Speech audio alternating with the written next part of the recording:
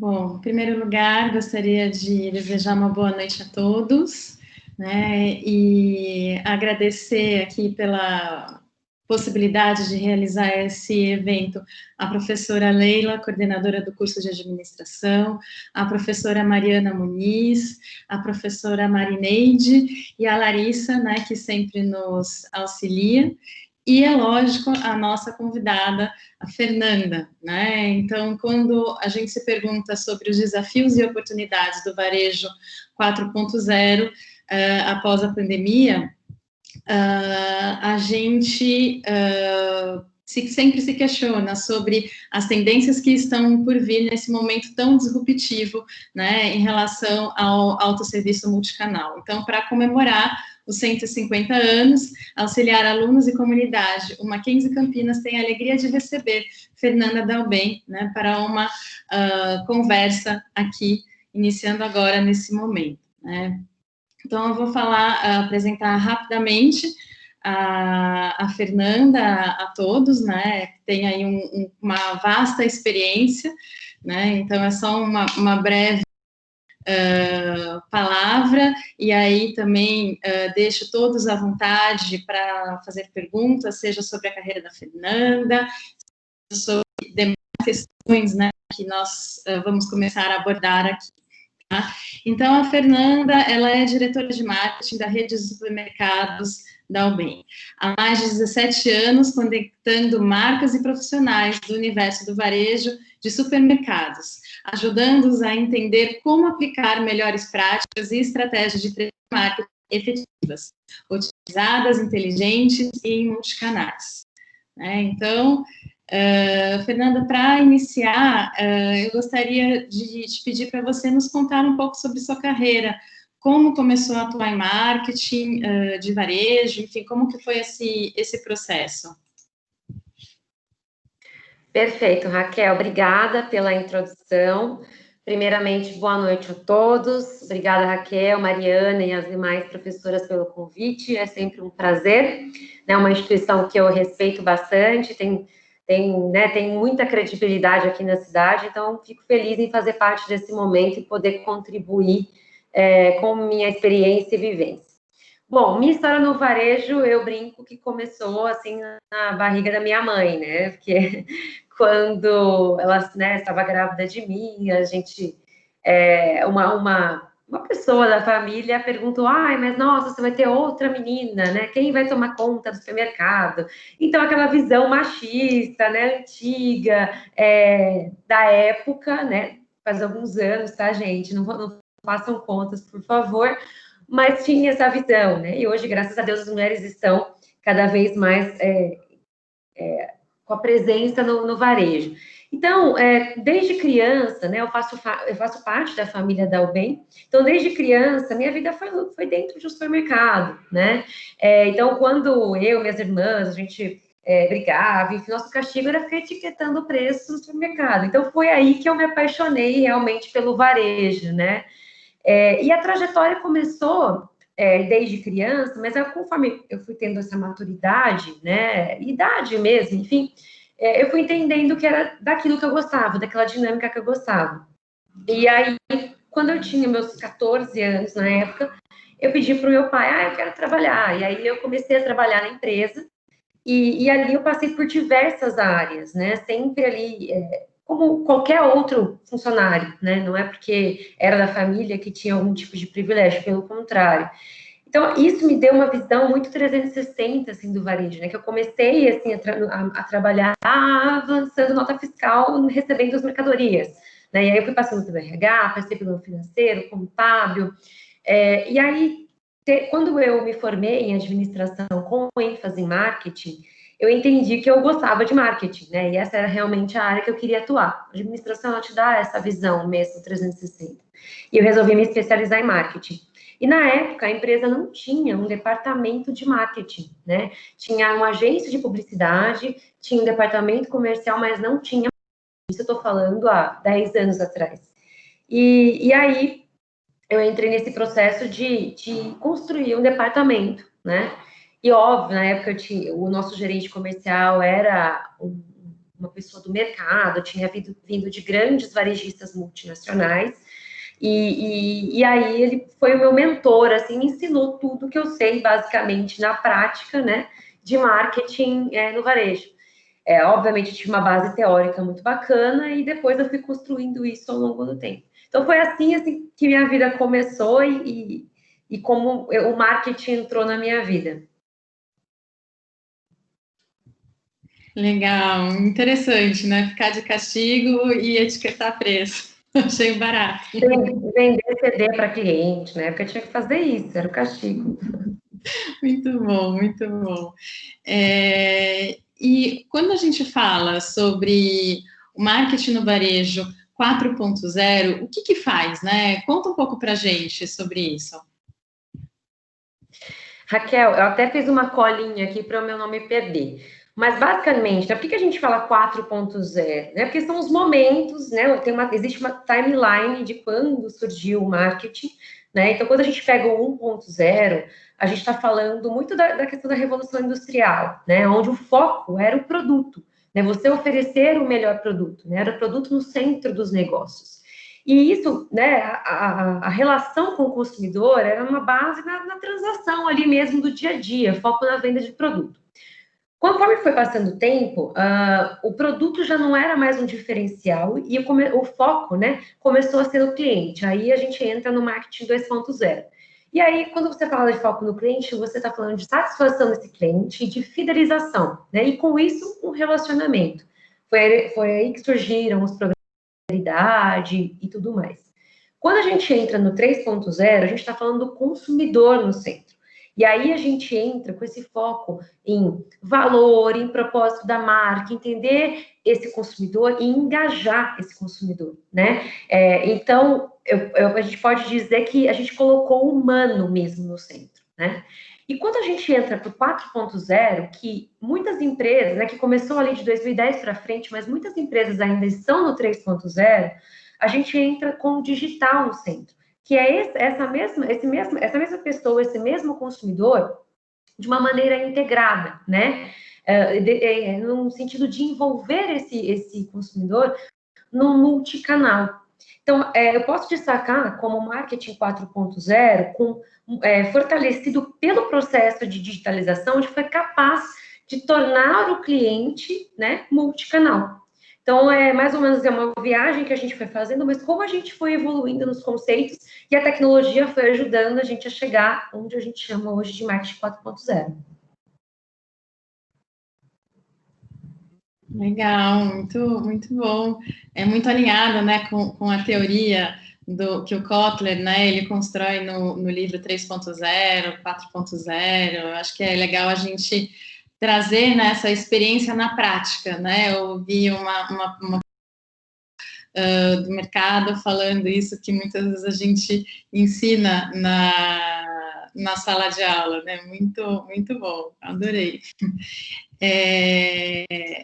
E quando a gente pensa, né, a respeito dos desafios pós-Covid para lidar com varejo, equipes de vendas, material de PDV, gerenciamento por categoria, tanto no supermercado do Albem quanto dos parceiros, como que é esse contexto, né? Quais são os desafios envolvidos? Olha, Raquel, acho que o maior desafio que a gente tem agora, nesse momento pós a pandemia, é entender o novo comportamento, né, do shopper e também do consumidor, né? Então, o shopper é quem consome, quem compra, perdão, o consumidor é quem consome aquele produto.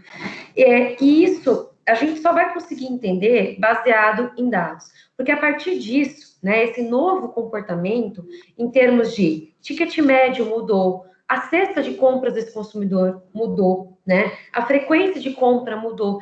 Então, nós estamos nesse momento de aprender quem é esse novo consumidor. Porque até então, né, a gente tinha ali os algoritmos, ajudava a gente, mas esses algoritmos, eles mudaram pós-pandemia.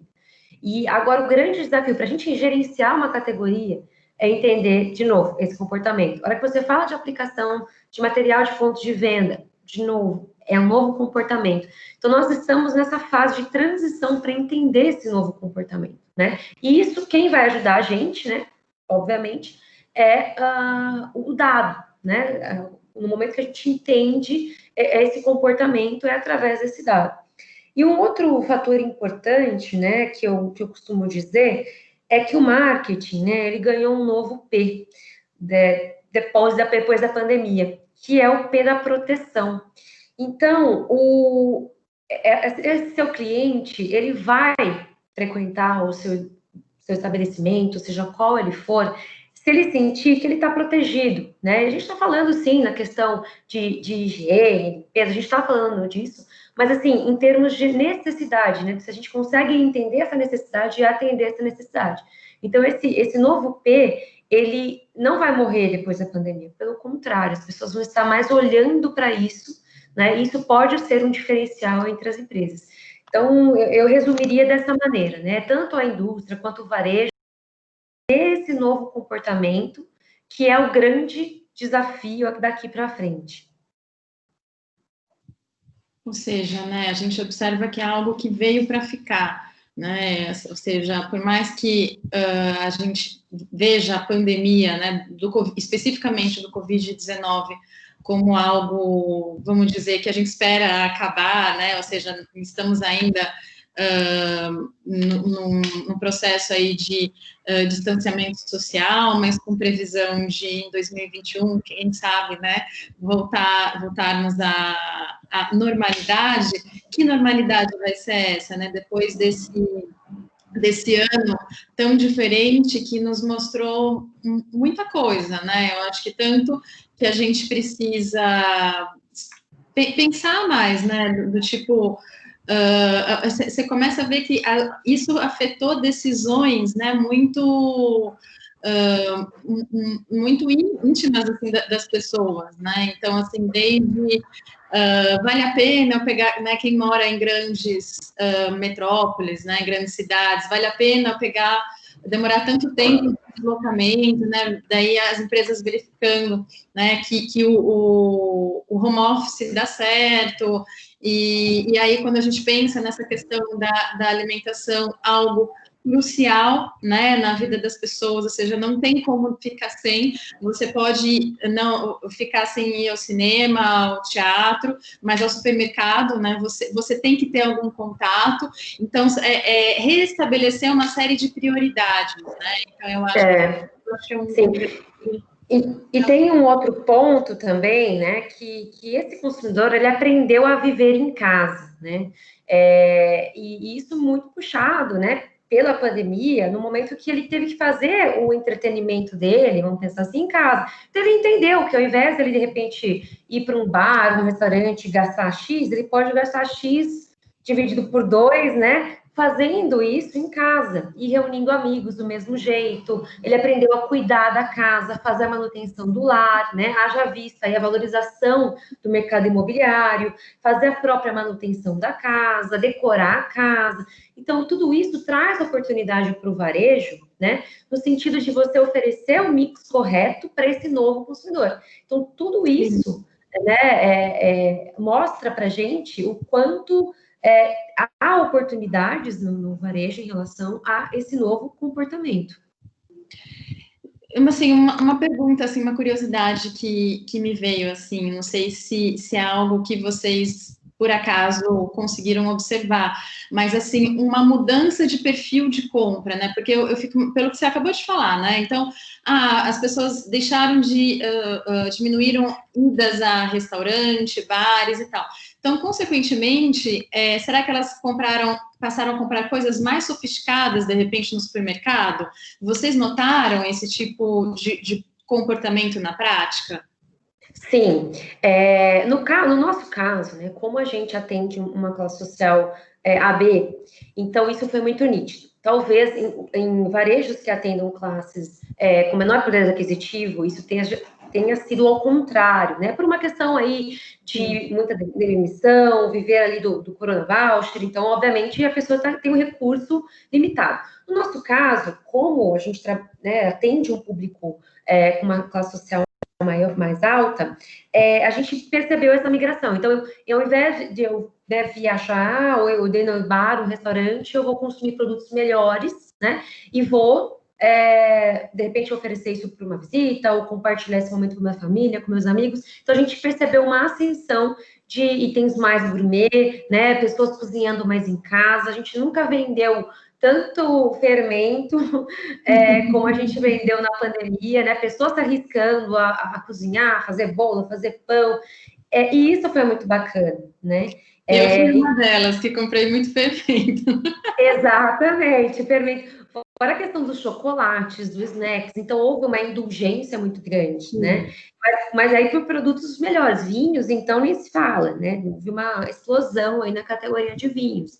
Que o supermercado, ele vende vinhos também de boa qualidade a um preço mais acessível, né? Porque de repente, lojas especializadas e tudo mais. Então, foi uma grande oportunidade, assim, para essa para produtos prêmios assim crescerem, né, dentro da cesta. E é aquele caminho sem volta, né? Uma vez que você experimenta um vinho superior, é difícil voltar, exceto se tiver uma restrição de orçamento na casa. Mas isso sim aconteceu e vem acontecendo e a gente vem monitorando isso, né? Os dados vêm mostrando para a gente, principalmente quando se fala em gerenciamento de categoria, qual espaço eu tenho que dar na gôndola, então, agora, para tais marcas que antes representavam pouco das minhas vendas e agora cresceram.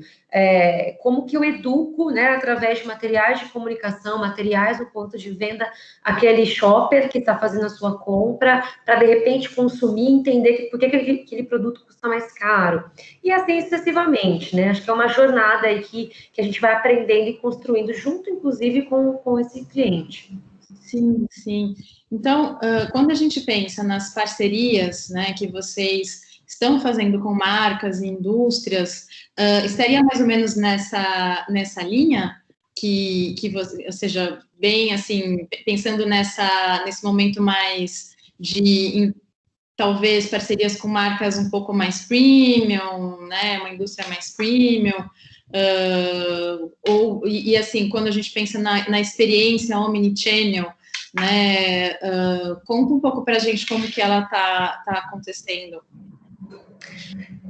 A pandemia, ela trouxe muitas oportunidades quando a gente fala das parcerias com a indústria, né? Porque até então, o trade marketing, ele tinha as ativações, assim, comuns, vamos pensar, né? Então, eu fazia uma degustação, eu fazia uma ação de compra e ganhe, eu fazia um evento, a gente sempre fez muito evento. E aí, com a pandemia, com as restrições físicas e de contato, né, a própria indústria ficou sem ferramentas ali para ativar o cliente final. Foi aí que a gente reinventar, né, usando principalmente os canais digitais, né, para exatamente levar mais informação ao consumidor, educação ao consumidor e também entretenimento. Quando a gente fala das lives, por exemplo, a gente fez diversas lives e continuamos fazendo, e isso não vai acabar pós-pandemia, porque a gente entendeu ser uma excelente ferramenta onde você aproxima o consumidor daquela marca, ou o shopper daquela marca, né?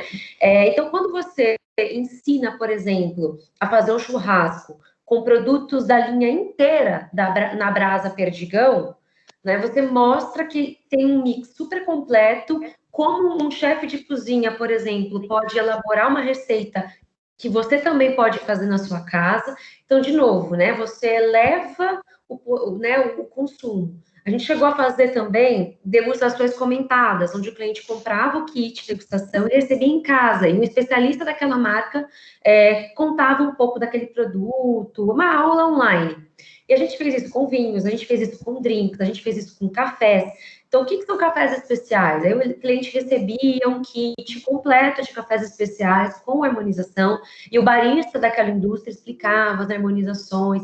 Então, olha quanta oportunidade, né, a gente criou para mostrar o real valor, por exemplo, de um café especial, ou de um vinho, ou de um drink, enfim. Isso muito puxado por essas parcerias, e que a pandemia trouxe essa oportunidade, né? E aí, o que é bacana é que essas ações, né, tanto as lives, as degustações comentadas em casa, as lojas ao vivo que a gente fez, as pessoas podiam comprar ali em tempo real aquele produto conforme elas estavam assistindo. Exceto a degustação comentada que ela já recebia em casa, tanto a live quanto a loja ao vivo, estava rolando ali e ela conseguia, através de um QR Code, comprar aquele produto. Né? Então, aquela experiência omnichannel mesmo, onde ele está ali assistindo e conseguir comprar aquela oferta. Ou se ele fosse na loja física, ele também conseguia comprar a mesma oferta durante aquele período de divulgação da live. Então, todas essas ações, né, além de ter esse cunho de educação, de informação, de entretenimento, também tinha a questão da venda omnichannel.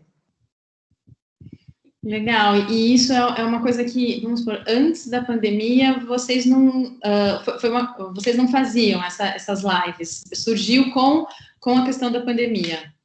Isso, a gente fazia as degustações comentadas presencialmente para 50 pessoas.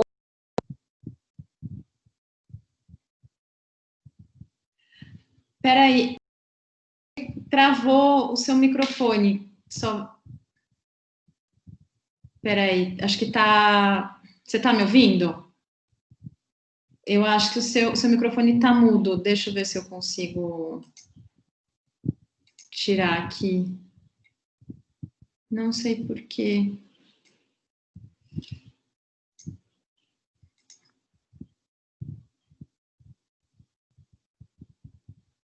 Não sei, tá, mutou.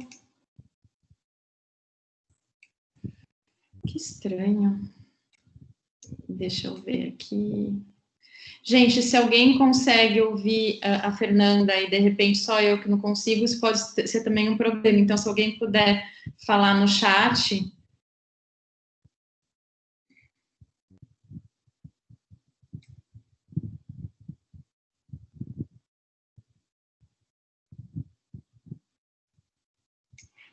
Deixa eu ver.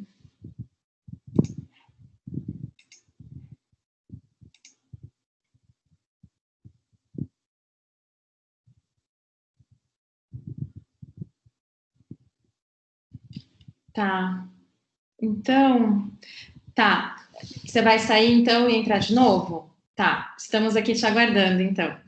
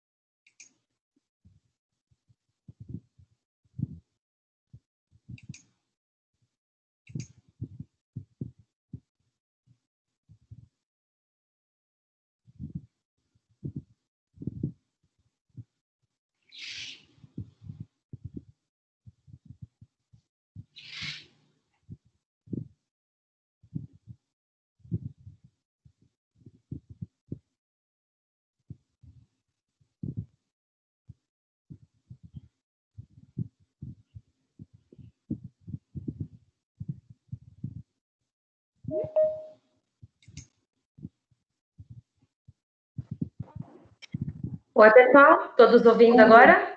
Sim, sim, sim. Perfeito. Agora deve ser algum problema de conexão.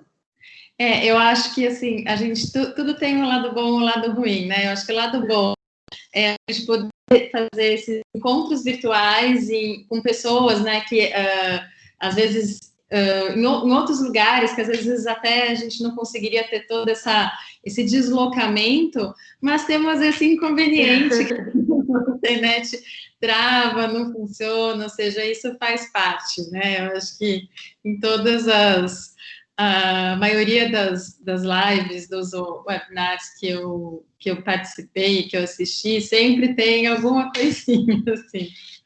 Nós estávamos falando, né, ou seja, a respeito dessas experiências, até que você estava comentando das lives, que acho que você estava falando que isso foi, assim, de fato, começou a acontecer depois da pandemia, né? Eu acho que foi aí que a gente parou. Isso, exatamente. E a gente, você perguntou se a gente fazia antes, né? Eu disse que não, mas as degustações comentadas a gente já fazia, né? Aí convidando.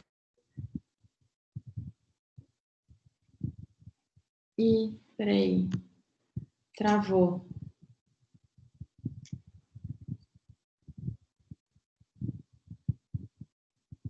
Gente, travou só para mim?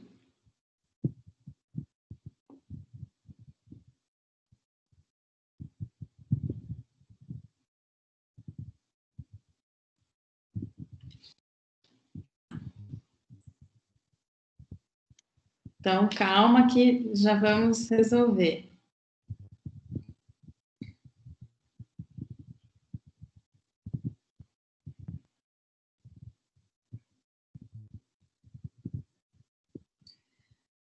Talvez, se a gente tirar a imagem do vídeo, pode ser que isso melhore a conexão. Deixa eu ver se a Fernanda...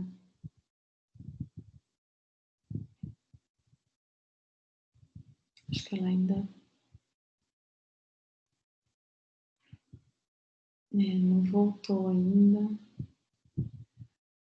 Acho que ela vai sair e entrar de novo. Eu vou tirar aqui a minha imagem do vídeo. De repente, isso pode ajudar a conexão a ficar mais leve.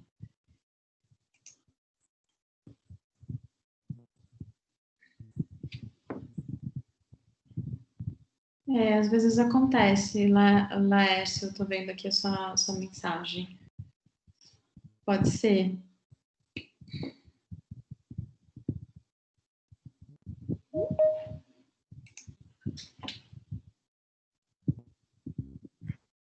Ai, voltei.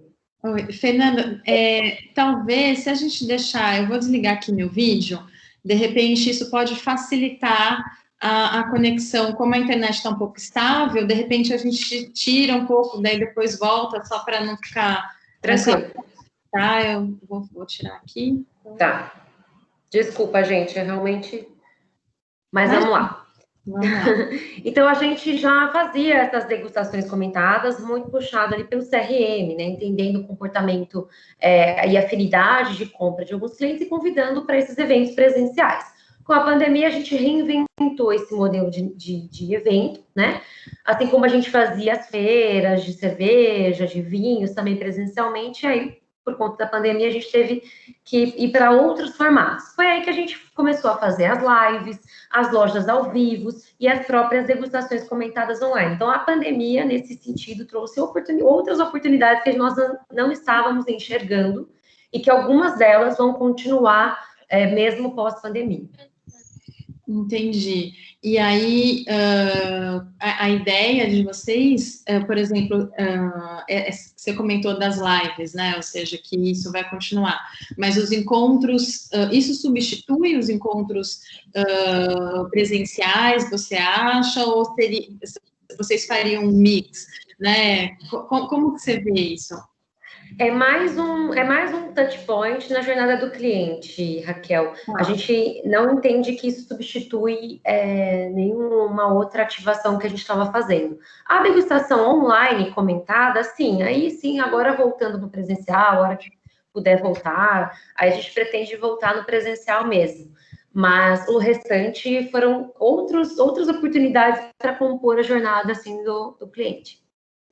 Legal. Não, é porque, assim, eu acho interessante, né, eu acho que esse seu relato, porque uma das coisas que a gente discute em sala de aula e também discussões, né, que já são, às vezes, a respeito...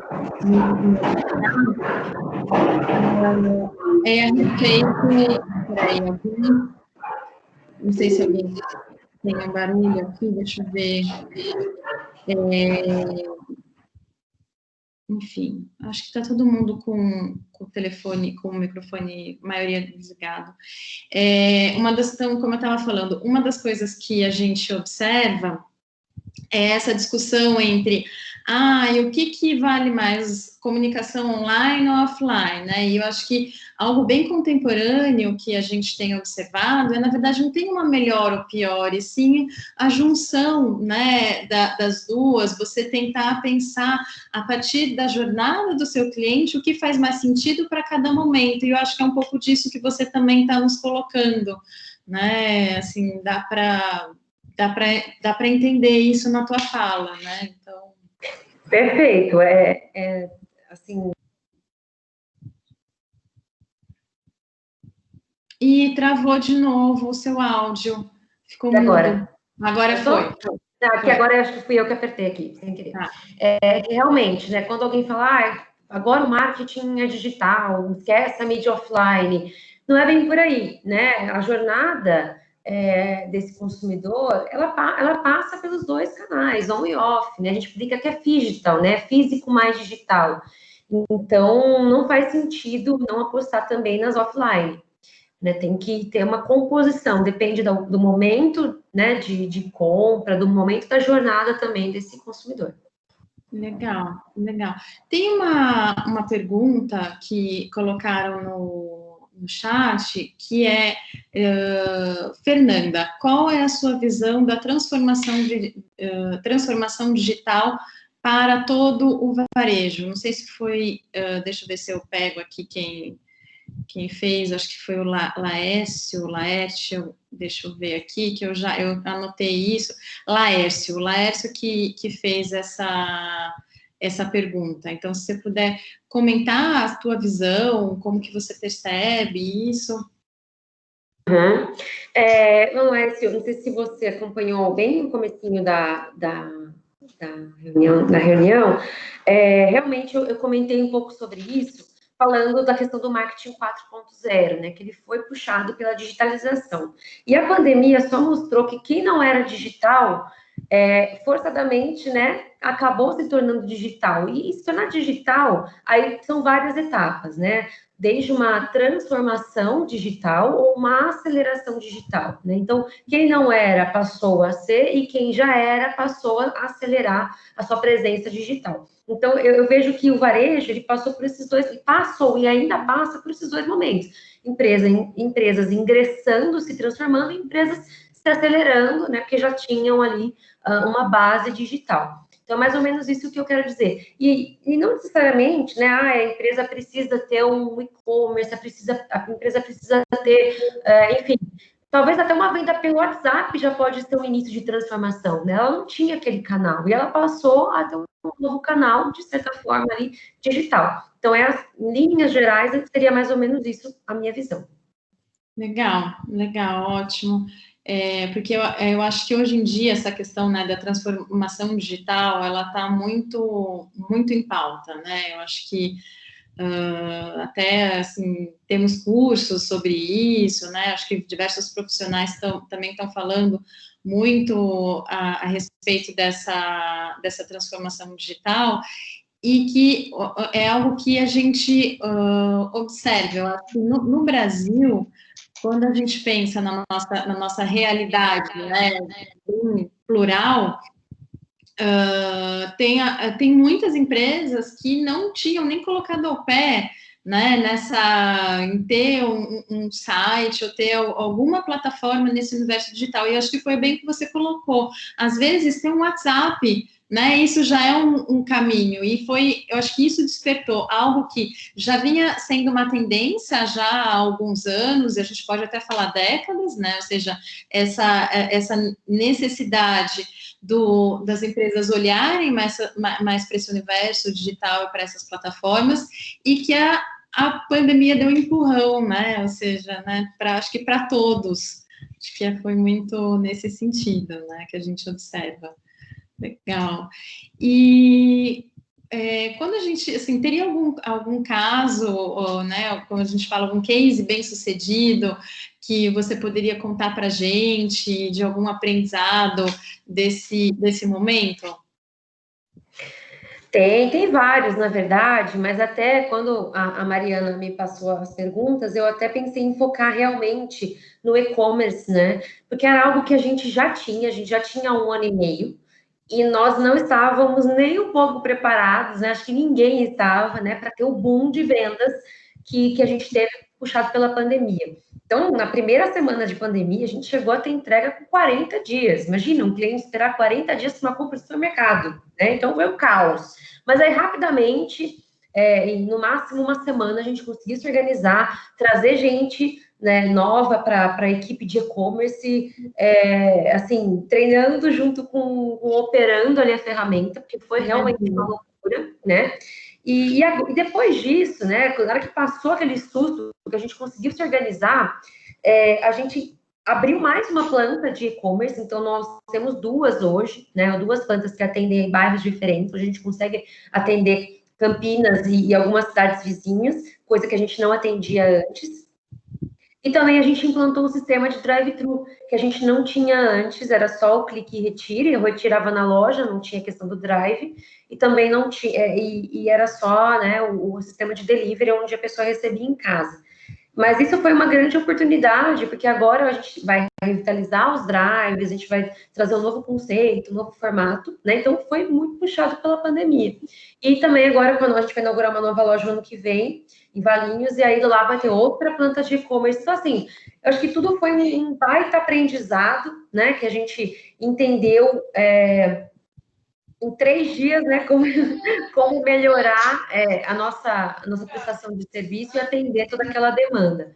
Então, eu acho que eu citaria a parte de e-commerce, assim, como um grande aprendizado e um case. E fora isso também, né, a pandemia, ela despertou o interesse da indústria em fazer ações no e-commerce. Então, hoje, você vê, inclusive, ações entre indústrias. Eu tenho uma Amstel e uma Pringles fazendo uma ação em conjunto para dar frete grátis para clientes quando ele compra um pack ou uma unidade da Pringles ou um pack de Amstel. Né? Olha que bacana, coisa que não acontecia antes. Então, o olhar também da indústria voltou para o trade digital, muito, muito puxado aí pelo e-commerce. Então, acho que eu citaria esse como um grande aprendizado para o varejo alimentar, né? A gente já tinha o consumo aí de bens não duráveis e etc., eletrônicos, enfim, no e-commerce, e agora, né, com a pandemia, os perecíveis, em sua maioria, passaram a ser consumidos, aquele medo de consumir que a pessoa tinha, de chegar estragado, de não chegar legal, isso já passou, né? Agora é só a gente manter esse cliente, manter essa experiência positiva. Legal, legal, muito bom. E assim, uma curiosidade, assim, se você tiver assim algum ponto para dividir com a gente, na sua experiência, né, no teu currículo, você coloca, né, a aplicação de CRM, Customer Experience, técnicas também de neurociência ao consumo. Teria algum exemplo, né, para compartilhar conosco que você, assim, de algum caso, né, algo que vocês fizeram nesse sentido, mas para ilustrar para os nossos alunos, né, uma aplicação desses aspectos na prática? Tem várias, assim, falando de CRM, né, além de a gente conseguir direcionar ofertas que realmente são relevantes para grupos de clientes, né, enfim, entender esse comportamento de compra e direcionar ofertas que realmente façam sentido, não ofertas massificadas, né, fora isso, que acho que é o básico aí de um programa de relacionamento, a gente também conseguiu direcionar esses eventos que eu comentei, então essas degustações comentadas, algo para a gente, né, como a gente já vinha fazendo, mas um novo formato, e também a própria indústria, né, se surfou nessa onda e continua surfando, por exemplo, um lançamento que a gente tem agora da Red Bull sabor melancia. Então, a gente pegou os melhores clientes de consumidores de energético, da categoria de energéticos, e a gente filtrou ali por recência, frequência e valor que esses clientes gastam na categoria. E nós vamos mandar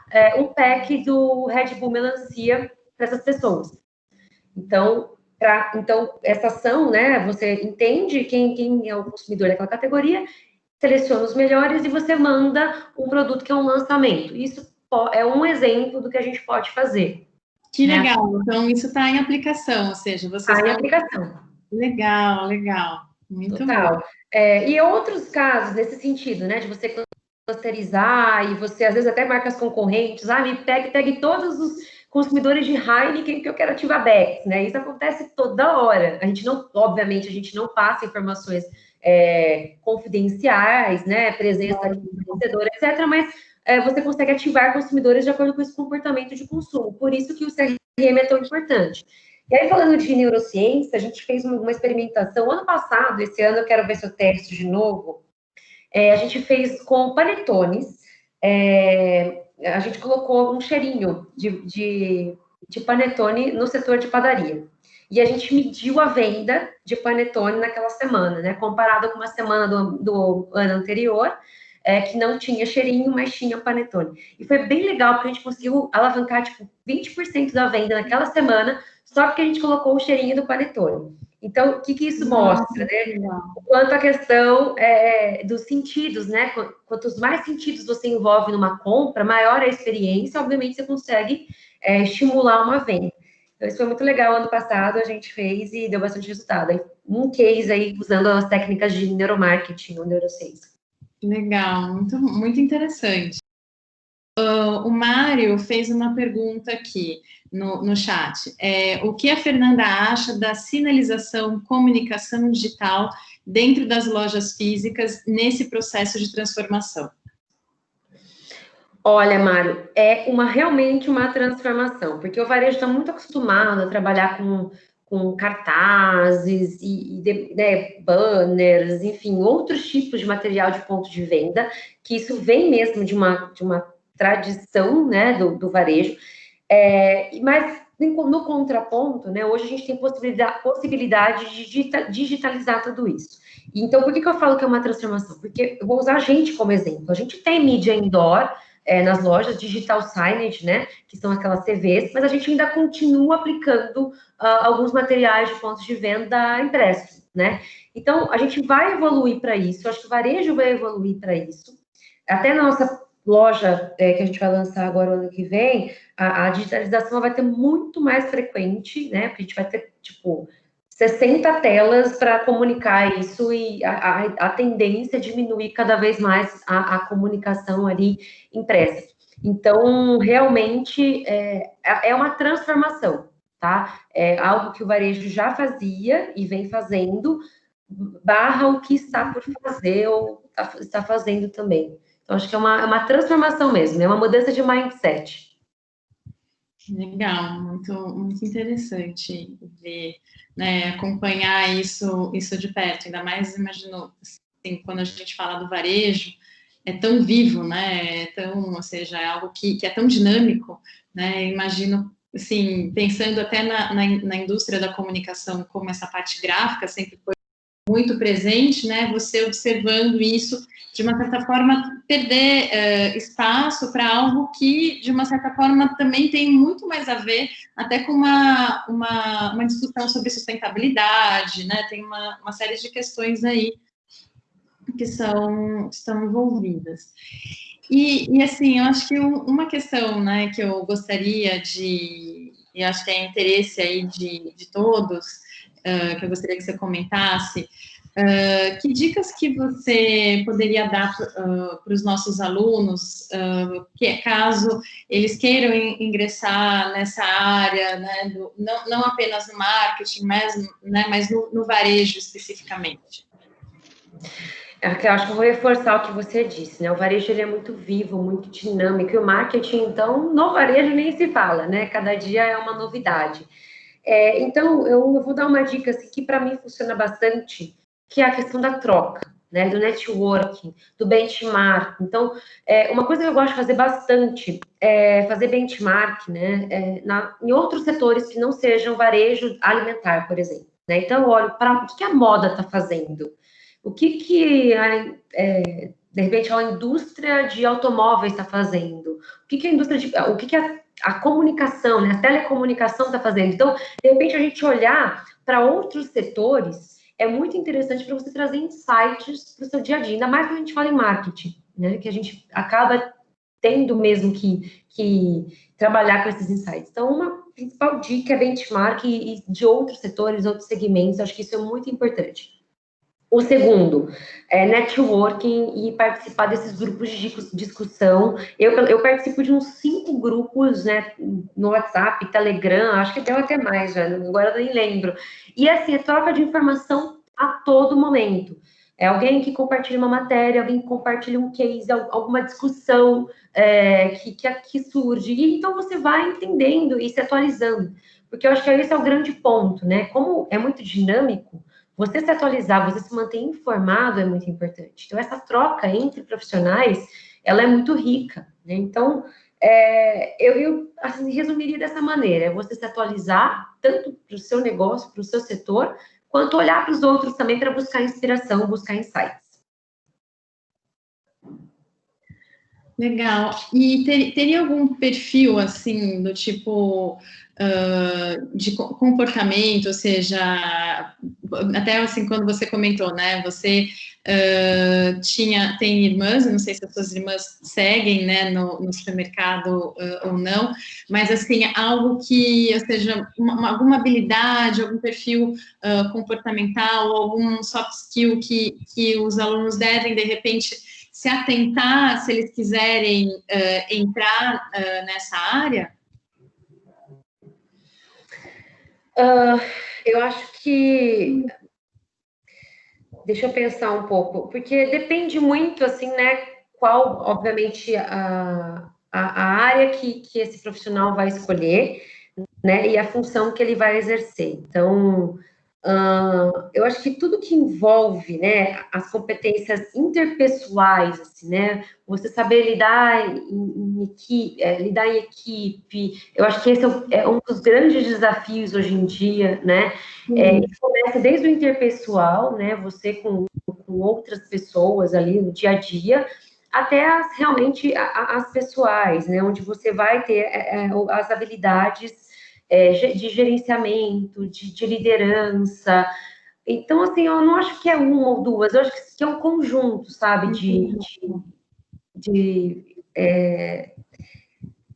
enfim, de habilidades que você vai reunindo. Eu não acho que é uma coisa só, sabe?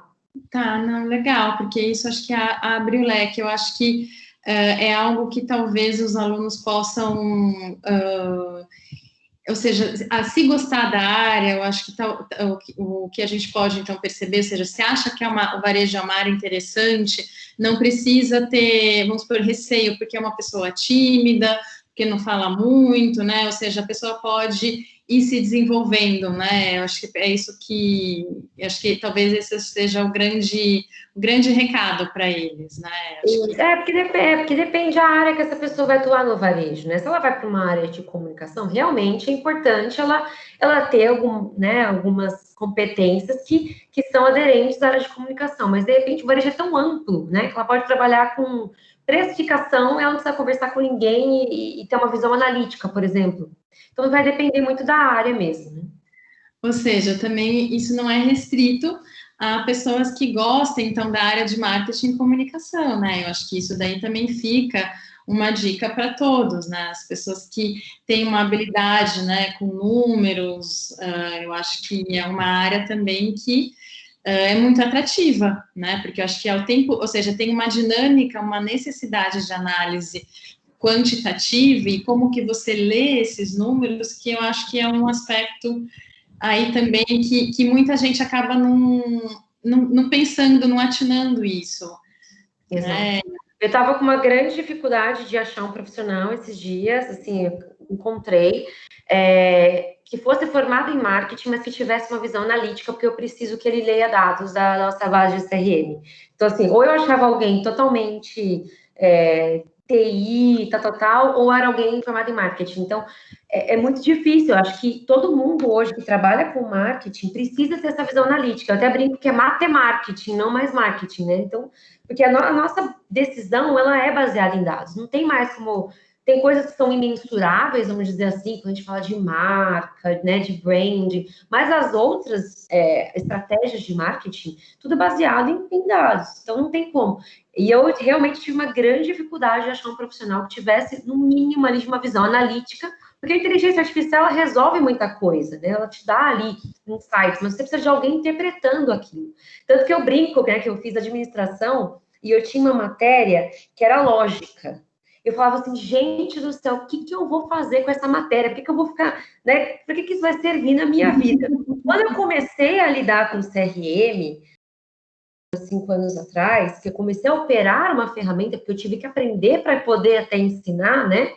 Eu falei, agora eu sei o que servia aquela aula de lógica, que eu não entendia nada, né? Mas querendo ou não, é essa capacidade de você fazer essas combinações que depende muitas vezes do humano e não necessariamente só da máquina, né?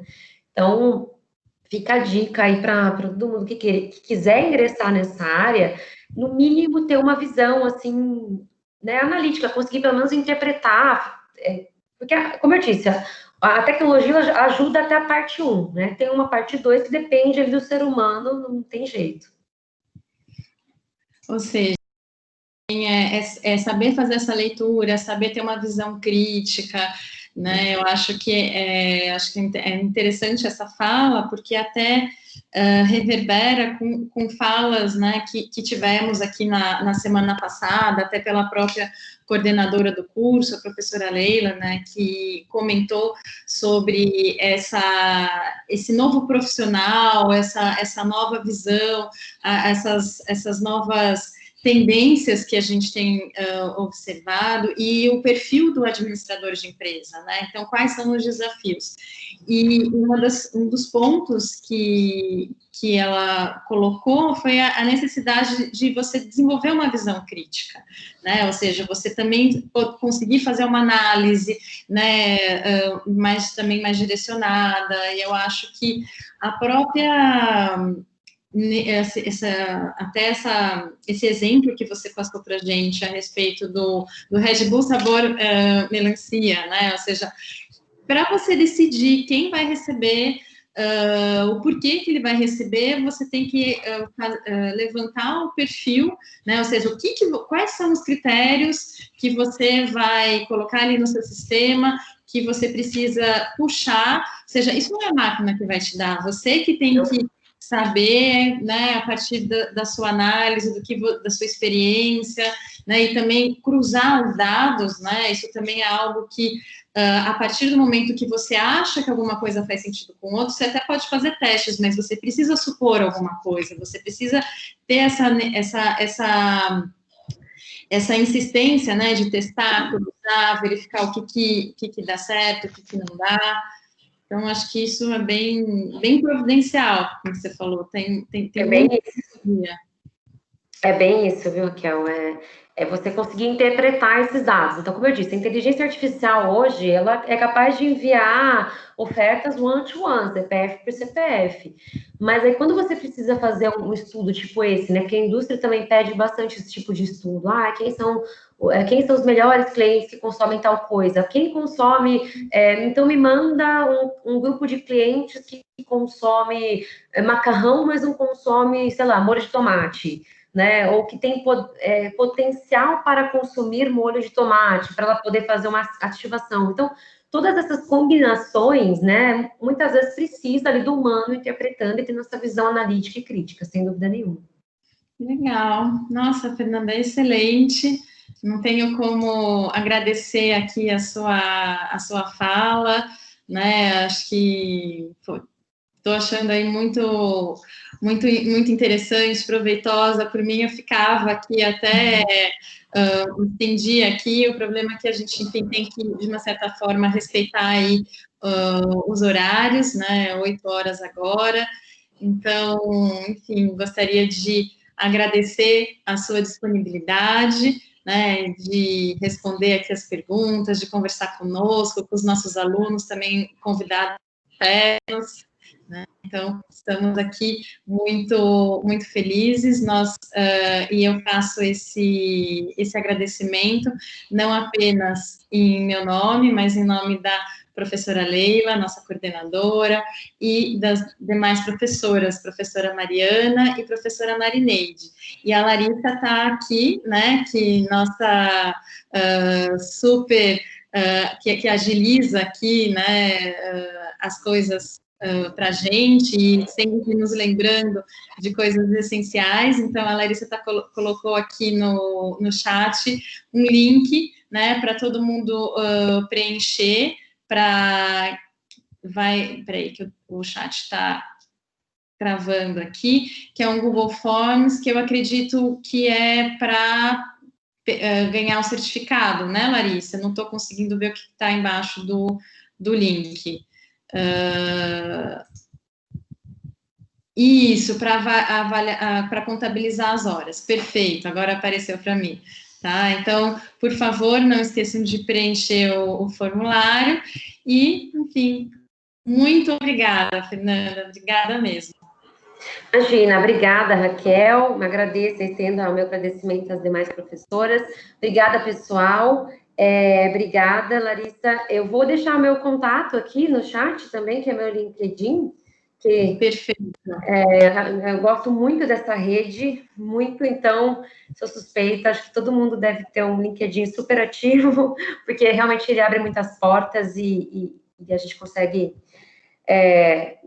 nos posicionar como profissional no mercado, então fica a dica aí para todo mundo. Conectar com pessoas, né? Exato, isso é muito importante. Então, obrigada mais uma vez, uma boa sequência aí para todo mundo, fiquei muito feliz pelo convite. A gente que agradece, muito obrigada. Obrigada, gente, um abraço, boa noite. Outro, boa noite. Tchau, tchau.